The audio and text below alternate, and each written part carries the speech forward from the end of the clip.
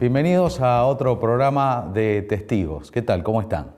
Y como venimos siguiendo estos domingos, quizá para los que nos vienen siguiendo, estamos festejando 30 años de programa y hemos aprovechado este nuevo estímulo, este nuevo aire fresco del Papa Francisco, un Papa más pastor, un Papa más vinculado con la gente, para traerles a ustedes a cuento la experiencia de haber recorrido el continente filmando este tipo de testimonios.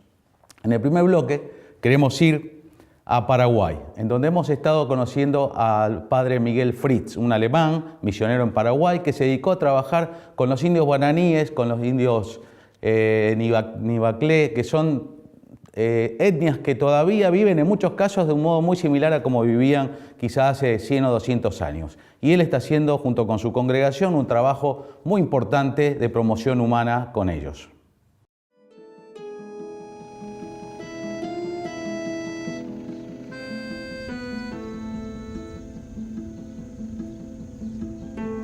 La pobreza y el subdesarrollo extremo de algunas regiones del mundo no son impedimentos, sino a veces una oportunidad para descubrir hechos y personas extraordinarias que encarnan muchos de los valores que el mundo de hoy más necesita. Miguel Fritz es un sacerdote alemán que llegó al Chaco paraguayo a continuar con la tarea de los misioneros católicos en esta desértica región del noreste del país. Yo me recibí y comencé a trabajar en una parroquia en Alemania, una zona minera, obrera, un trabajo muy oblato. Nosotros estamos llamados a trabajar con la gente más marginada, más abandonada. Cuando terminó mi primer periodo de trabajo como cooperador en una parroquia, sí o sí tenía que llegar a un cambio. Y ese era el momento cuando esta inquietud que estaba llevando dentro de mí de conocer algo de misión se despertó otra vez con más fuerza. El padre Miguel es miembro de los Oblatos de María Inmaculada, congregación que llegó en 1925 al Paraguay para hacerse cargo de la atención pastoral de la zona del Chaco. Entonces, estaba habitada casi exclusivamente por indígenas y no contaba con ninguna infraestructura moderna.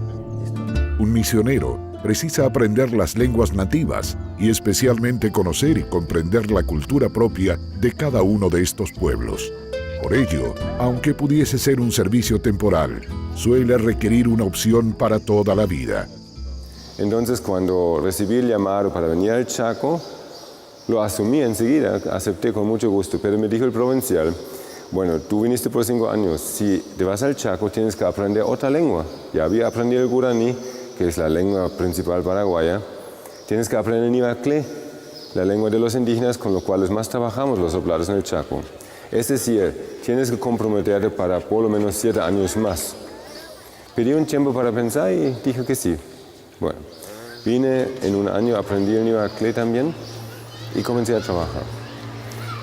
Y me olvidé de los 5 años, 7 años. Y una vez volví de vacaciones a Alemania y me preguntaron en una charla que di si volvería a Alemania. Yo dije espontáneamente que no. Y mi papá todavía vivía y él salió llorando. Y dije, no, sería como defraudar a los nivaclé si me digo algún día: he aprendido mucho de ustedes, fue muy lindo y me voy. Entonces me decidí y me quedo. Ahora son 22 años que estoy en Paraguay. Desde el año 1988, cuando vino el Papa aquí, al Chaco, vivo aquí en el Chaco y en este momento hace ya varios años que soy vicario general y bueno, hasta Dios y mi superior Steven Basta estoy a disposición de este trabajo. Lo importante es que los indígenas sean plenamente indígenas, fieles a sus tradiciones, a sus sanas costumbres, y sean igualmente 100% católicos. Y eso no debe y puede ser contradicción, porque el Evangelio tiene cabida en cada cultura. El proceso de inculturarse del Evangelio es trabajo de los mismos indígenas. Y para eso tienen que ser apoyados y acompañados, y eso vemos que es una gran tarea nuestra.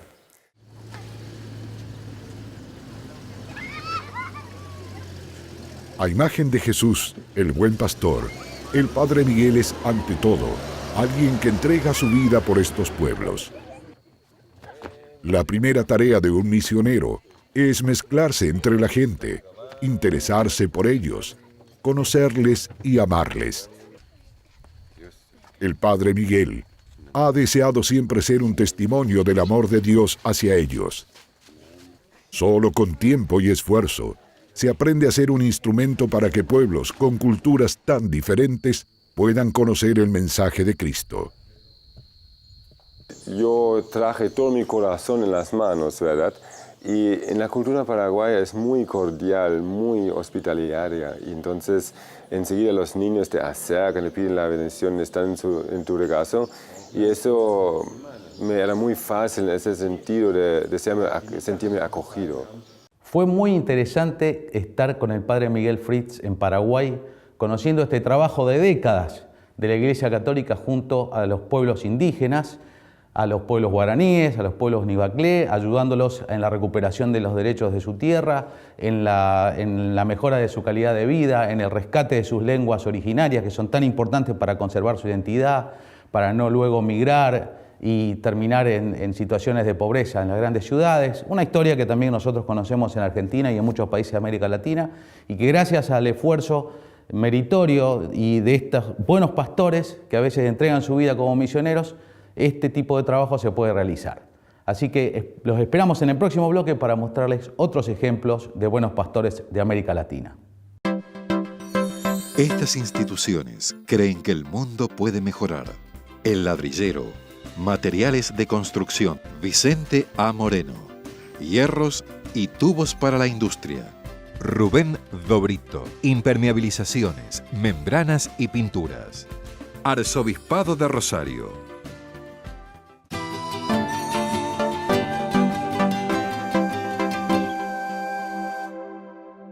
Y seguimos con nuestro programa especial de este domingo, recorriendo todo el continente y conociendo a buenos pastores. Ahora nos vamos a Brasil, al noreste de la Amazonia. Vamos a conocer un caso muy interesante y muy visual. El documental que hemos realizado es muy pintoresco. Se llama el Fray Gino, que trabaja en el noreste y con su barco está recorriendo el río Amazonas haciendo su trabajo como pastor. Encontré la verdadera libertad en la vida cristiana y deseaba que mis compañeros encontraran este bien que es Dios y esta entrega íntegra a Dios.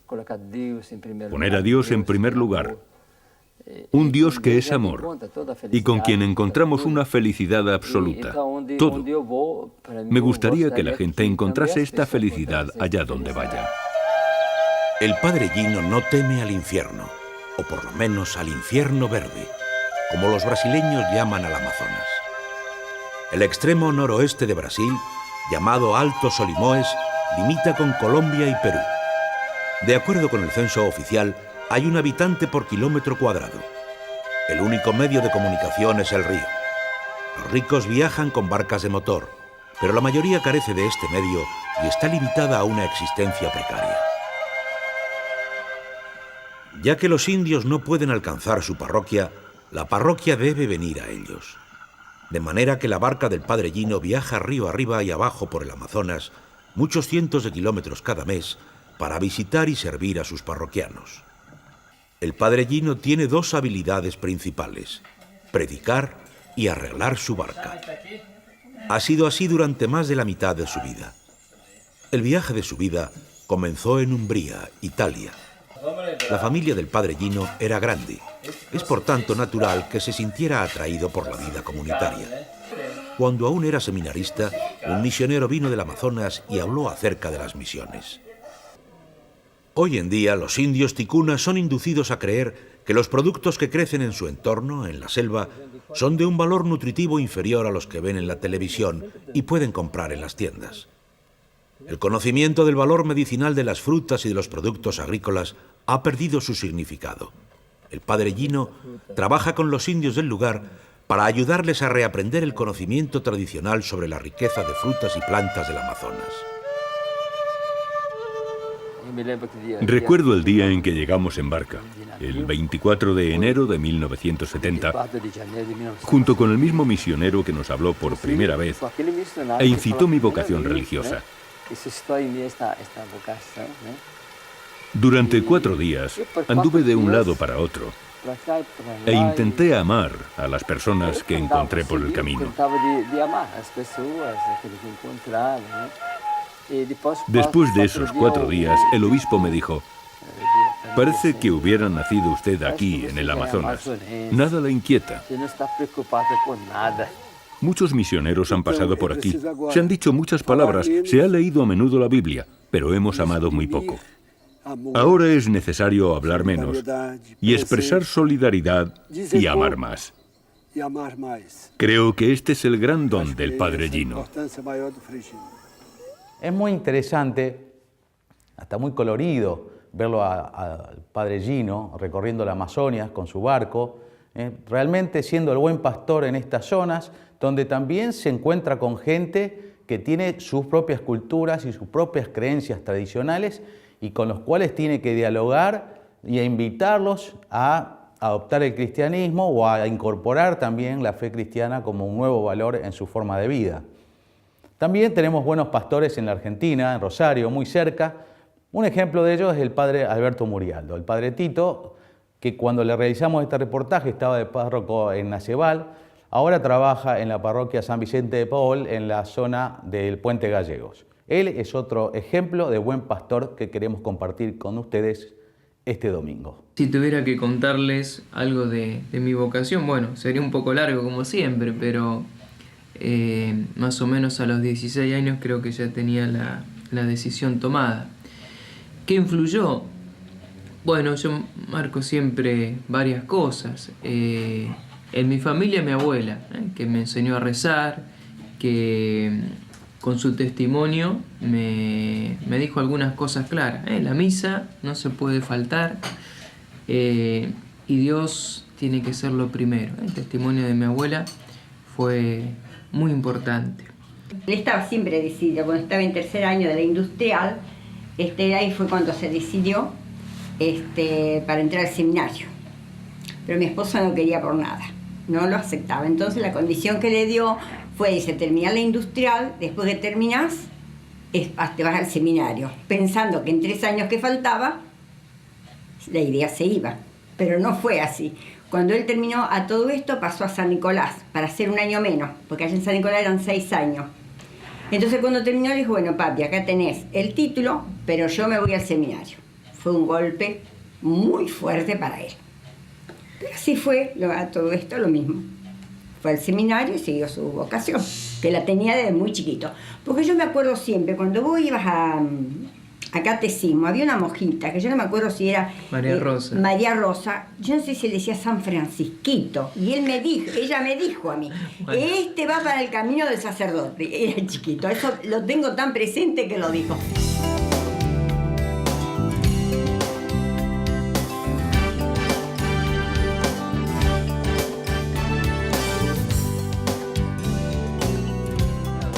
Para mí esta actividad de Cáritas es una oportunidad de tener un contacto personal con las familias. Así lo hacemos y lo hago personalmente yo también. Tengo un grupo que visito en la distribución de las familias y una vez al mes los visito. Es una oportunidad de ver cómo están, si los chicos fueron a la escuela, si aparece otra necesidad, de preguntarles cómo andan. A mí particularmente me ayuda muchísimo, porque es más chico. ¿Cómo andamos, che, por acá? Estamos visitando un poco, esperando que pase el... Bien, pasa que vamos a decir más. Mientras tengamos salud, nada más que estaba un poquito. Un poco afiebrado. Sí, un poco con diarrea. Bueno. Ya anda un poquito tenemos mejor. el hornito, ¿ese vos lo usás, che? Sí. Bueno, estamos ahí con tu cuñada haciendo allá en el... Sí, haciendo pan allá. Así, ahora dentro de un rato vamos a ir a... ¿Ahora van a hacer? Y sí, a prender el horno y a hacer, sí. Así es. Y ahí en la iglesia, donde siempre, no me van a romper nada ustedes, che, ¿eh? Anda como los gatos saltando. Ah, ustedes. y él anda por todos lados. Toma, llevaré la mano. Y seguimos en este programa especial de testigos recorriendo el continente y conociendo a tantos buenos pastores que hoy de algún modo están reivindicados, los volvemos a descubrir en su riqueza por la imagen del Papa Francisco, que justamente tiene este estilo tan pastoral y tan cercano a la gente. En el próximo bloque los esperamos con más buenos pastores en América Latina. Estas instituciones creen que el mundo puede mejorar. El Ladrillero, Materiales de Construcción, Vicente A. Moreno, Hierros y Tubos para la Industria, Rubén Dobrito, Impermeabilizaciones, Membranas y Pinturas, Arzobispado de Rosario.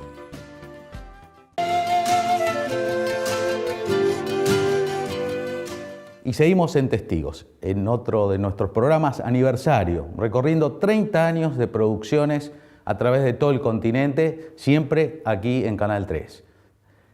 En este bloque los queremos invitar a irnos de viaje nuevamente a Nicaragua y allí pasar unos días con Monseñor David Sivich. Nicaragua es un país conocido por su pobreza, por los daños de los huracanes y por sus violentos procesos políticos. Esto contrasta con su rica cultura, sus coloridos paisajes y su gente campesina que cada día produce y comercializa el fruto de su trabajo con el deseo de llevar una vida digna. Para algunos, Nicaragua parece tan solo el destino obligado de la ayuda internacional. Sin embargo, para otros es un lugar donde realizar una vocación de servicio. Este es el caso de los misioneros católicos. Unos misioneros daba su testimonio, venía con transparencias y entonces hablaba cómo ellos hacían grandes cosas, ¿verdad? Tenían como docenas de matrimonios en sus giras misionales, cientos de bautismos y entonces era un poco de aventura. Entonces eso me fascinó y entonces pensaba, bueno, si voy a estudiar y mucho, entonces mejor hacer lo más que pueda. Llegamos a la casa en Managua a las 9 de la noche y yo pensaba, bueno, los misioneros nos iban a recibir medio como héroes, ¿verdad? Unos nuevos sacerdotes para ayudarles. ¿Y qué dijeron? ¿Y por qué está llegando a esta hora? ¿No saben ustedes que hay toque de queda, hay ley marcial? Ustedes tuvieron suerte que algún militar guardia, ¿verdad?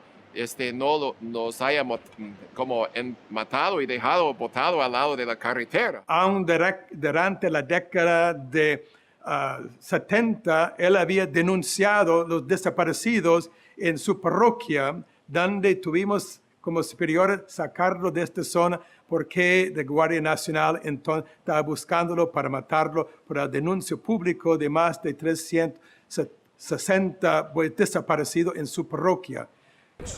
La llegada de Monseñor David es un acontecimiento muy especial. Él les trae los sacramentos, los cuales pueden recibir pocas veces al año. Pero además, él es un pastor cercano que ama a su pueblo y de quien ha recibido afecto y atención pastoral por décadas.